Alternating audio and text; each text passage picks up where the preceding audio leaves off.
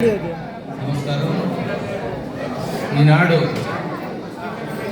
ఎల్లేశ్వరరావు గారి పదవి విరమణ రావడం నాకు చాలా సంతోషంగా ఉంది. ఎందుకంటే మా మిత్రుడు, శ్రేయోభిలాషి, చిన్ననాటి స్నేహితుడు, ఎన్నో అనుభవాలను ఎన్నో తూర్లు మనం చర్చించుకున్నాం. అయితే ప్రతి వ్యక్తికి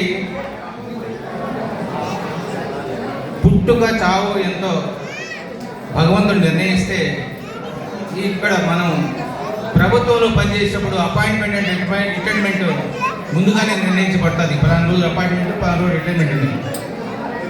అయితే మనము ఈ అపాయింట్మెంట్లో ఏవైతే మనం సేవలు చేశామో ఇవన్నీ కూడా భగవంతుని దగ్గర మనకు ప్లస్ అవుతుంది, కానీ ప్లస్ అవుతుంది.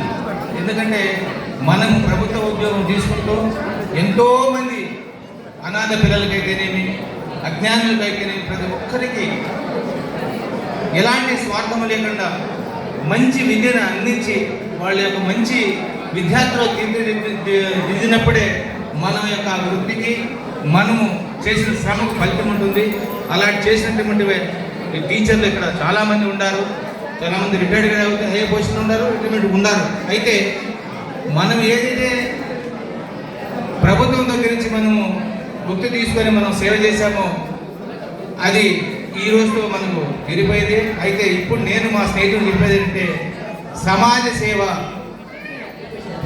మన సమాజానికి ఏదైతే పనికిస్తుందో ఆ సేవల్లో నేను నిమగ్నమై ఇప్పుడు చేసిన సేవ కన్నా అతీతమైనటువంటి సేవ, అత్యుత్తమైన సేవ ఏదైతే మనం ప్రభుత్వ సూచనలు అయితే, సలహాలు అయితే, మనం చేసే పనులు అయితేనేమి అవి మన ప్రభుత్వానికి అందించి మన సమాజాన్ని మనం నడుపగలిగి ఈ వద్ద ప్రపంచపు గర్వించదగ్గ విధంగా నా స్నేహితుడు ఎదగాలని చెప్పేసి, ఆయనకు ఎల్లవేళ్ళ భగవంతుని యొక్క ఆశీస్సులు ఉండాలని చెప్పేసి నేను ఈ సభాముఖంగా కోరుకుంటూ ఈ అవకాశం కల్పించినందుకు మీ అందరికీ హృదయపూర్వక నమస్కారం తెలియజేసుకుంటూ సెలవు తీసుకుంటున్నాను.